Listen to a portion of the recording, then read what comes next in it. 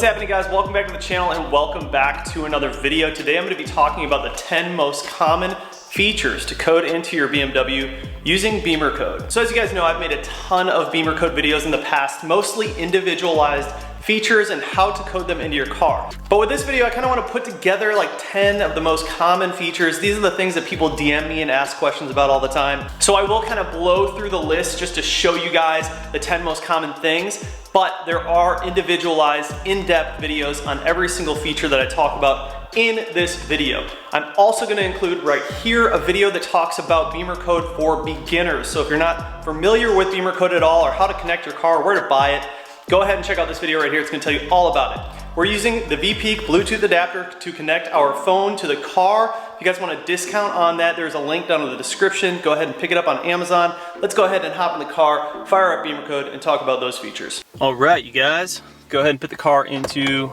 accessory mode, and then turn off all the air or anything that is pulling power from the car. Let's go ahead and plug that adapter into our OBD2 port. All right, so let's go ahead and fire up Bimmercode. Hit connect. Find our adapter right there, VPeak Bluetooth. And then it's gonna go ahead and have us select our vehicle. Obviously you can see here, BMW 2 Series, I'm in an M2. All right, so the first feature we're gonna talk about is probably the most common one, and it's in the front electronic module. Now, what feature might that be? It is the folding mirrors when you lock and unlock your car. This has got to be like the most common DM that I get from people. How do I code this in? I did make a video about it, and it got some decent views because just people love coding that feature into their cars. I personally have had that coded into my F30, my E90 M3, and then also my M2. I think it just looks cooler when the mirrors fold up and fold out. It's a fun little feature. It doesn't really do anything as far as performance, obviously, but it does look nice. So you're gonna find a lot of these features in the front electronic module. That is where the most of the features that we're gonna be coding today or talking about today are located. So go ahead and open up your front electronic module. It might take a while for this part to load. It's a very, very big section. There's a lot of features in there. And if your car is not running while you're doing this, make sure that you have some sort of battery charger, something so your battery doesn't die. I know that my battery is perfectly fine, so I'm gonna go ahead and just let her sit. So if you see right here under the subcategory of mirrors, you have fold, unfold mirrors automatically, unfold mirrors with convenient opening. All of these are set to active. And so in addition to the mirror section, you also want to code in the convenient opening and closing. Make sure that all of those are selected to active and you should be good to go. You'll see right here it says convenient closing delay. You also want to make sure that that's set to no delay. You'll see that my opening has a delay of 2.5 seconds. That means that sometimes I hold it a little bit longer for like the windows to go all the way down, and that's another one that we'll talk about in this video. The next one that we're going to talk about are the LED lights that you put into your car that are aftermarket. I usually swap out the majority of halogen bulbs that are in this car to LEDs. So after I install those, I go down to and so you want to scroll down to the voltage monitoring section and make sure that all of these say LED. You'll see daytime running lamp LED, low beam lamp LED, position lamp LED, high beam LED, side markers LED, fog lamp, all that stuff. Well, I don't have my fog lamps on LED, but I don't even have fogs in this car, so it really doesn't matter. Indicator front lamp LED, all of that stuff I set to LED because I generally change out all of those things to LED anyways, so it just makes sense to go ahead and code all of those to LEDs. It's not going to throw any kind of error or code if you have a halogen and it is set to LED. It's not going to throw anything. But if you have a LED and it's set to halogen, just bulb, it will throw a code. So you just want to make sure that all those are set to LED. It's just easier that way, and then you don't have to think about it in the future when you change out certain things to LED. The next one kind of goes along with what we were just talking about with the LEDs. This is the warm and cold monitoring. This is like the voltage check. So every time that you change out the halogen bulb to an LED, there's a voltage checking system where your car is seeing if the bulb is working. And if it doesn't read that there's a bulb there and you have an LED, it is going to throw a code up. So what you want to do is under voltage monitoring, you want to change all of the warm and cold monitorings to not active. You'll see that all mine in here are set to not active. And that way I get zero issues when I throw in LEDs. So those are like the two big ones when you're messing with LEDs. You want to change all of those to LED, and you want to change all of the warm and cold monitorings to not active. The next one that we're going to talk about is the auto start stop. Everyone hates this auto start stop. I never use it. So it is usually one of the first things that I code out of the car. You'll see right here, auto start stop function off by default. You'd want to code that to active. So that way it is off by default when the car is turned on. In my case, I never really use the auto start stop, and I have the function memory set to active. So that means the car remembers that I don't use it, and I just never really have to deal with the auto start stop button. Some people like auto start stop. I personally, not my thing. I don't like to use it, so I just code it off. Make sure that the function memory says active so it remembers, hey, we don't like auto start stop. So the next one we're going to talk about are the US side markers. Basically, these are your turn signals. Some people like having those running all the time with your DRLs. I personally do not. The only time I want those running is when my turn signal is actually on. Yes, I'm a BMW owner that uses his turn signals sometimes. I try to use them as much as I possibly can, but I don't like to have those running all the time. I just think it kind of clouds up the front projector. So I just turn those off. US side markers off. I have the US side marker brightness set to very high, and then the US side marker light function set to daytime running light.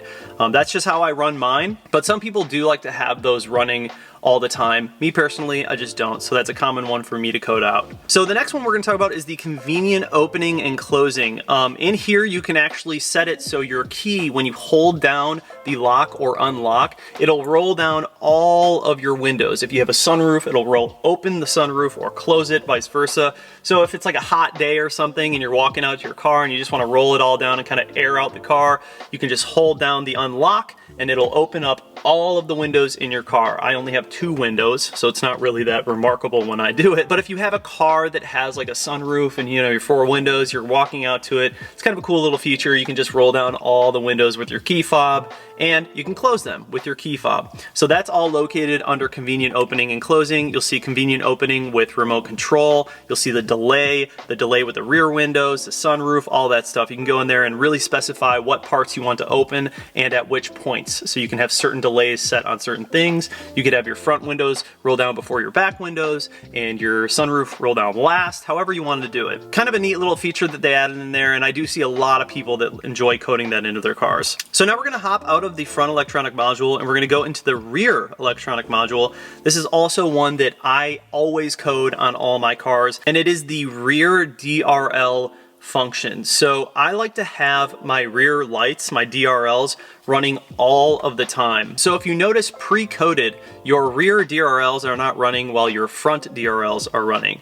I like to have the rear DRLs running all the time while my front DRLs are running. So no matter what lighting position I'm in, as soon as I start the car, my rear DRLs are on all the time. I just think it looks better. I like to have a little bit more definition in the back lights. I like them to be lit up. They look really good. They're LCI. So it's like, I like to take advantage of that, especially with like photos and whatnot and video. I just think it looks better. So that's kind of why I coded that in. So if you look right here, it says daytime running light. I have the daytime running light rear outer part. You can also do the inner part, so you can have like 2 running at the same time. I thought the inner part looked a little too busy, so I just did the outer part. Also kind of a cool little feature to add in for photos and like video and stuff. The next one we're going to talk about is a really, really common one, and that is brake force display. I am a huge fan of the brake force display. I think it looks really, really cool. Some people don't like it. Some people are like super against it. They say it's unsafe. I think it's kind of the opposite. The whole point of it is to warn people when you're under heavy load of braking, so it flashes a bunch. It doesn't go off all the time. It only happens when I'm really, really under heavy braking. And I think it just looks really neat when you're like slowing down and the brake lights are just like flashing in your face. It looks cool. So you'll see that under here, brake force display lights, and you'll see brake force display flashing frequencies. And there's 2 different places you need to code things. I made a full video on it actually just like a month ago, or like a few weeks ago. I made a full video on it. Link that right here so you guys can check it out. But also a very cool feature in my opinion. The next one I'm going to talk about is located in the head unit, and that is the startup animation. This is a very, very common one that people absolutely love. I think it's really cool. I have the M as my startup animation, and when I turn on the car, it just goes to this really cool display. And you can change it up. There's a few different ones in here: Christmas, BMW, Alpina, Rolls-Royce, all kinds of cool different designs. It depends on what year your car is, when it was made, and what kind of functionality your iDrive system actually has. Some of these might not be able to work. My F30 was so old that there was a lot of things I couldn't do on it. None of the startup animations actually worked on my F30. But with this car, it's a 2017, so I'm able to do a few more things to it, and it's just kind of neat to have that capability. The next couple of features that I'm going to talk about are located in your instrument cluster. One is the digital speed. I like having the actual digital speed in-board computer displayed on my instrument cluster. It's right there at the bottom, and I'll show you guys what it looks like, but it's nice to be able to see how fast you're going precisely, rather than looking at the actual speedometer. You have a digital speedometer that tells you exactly how fast you're going at all times, and you'll see that right here, digital speed in-board computer. I have that set to active. Also a very, very common one that people do. And then right next to that, you guys are gonna see in the same subcategory, the M Performance logo. This is one that just came in my car because this is an M2. When I turn on the car, it throws up the little M logo, just looks sweet. Some of the base lines, you can also go ahead and code that into your car. And they also have the Start logo, which is like the M2, the M3, M4, M4 GTS. You can do all these cool things in here. Yeah, but I have the M2 one. I just think it looks dope. All right, guys, so those are like the 10 simple, easy, quick features that I always code into any BMW that I get into. I just think that they make the overall driving experience much more tailored to what I prefer in my cars, which is just so incredible that we can do that via an app, Bimmercode, with our BMWs. It's very cool. If you guys aren't familiar with Bimmercode, make sure you check it out. It's not expensive, and you can just do so much with it. It's a fantastic application. As I said before, if you guys are looking for an adapter to connect your phone to the car, use the VPeak adapter. It's the best one out there. It's also the one that Bimmercode suggests on their website. If you guys want to save a little bit of cash, link down below in the description. Go ahead and pick it up and start coding your car with Bimmercode. Anyways, I hope you guys enjoyed today's video. Thank you so much for watching. Please do subscribe, comment down below, like this video, hit that bell notification, just like that. This video's over, and we're out. Peace.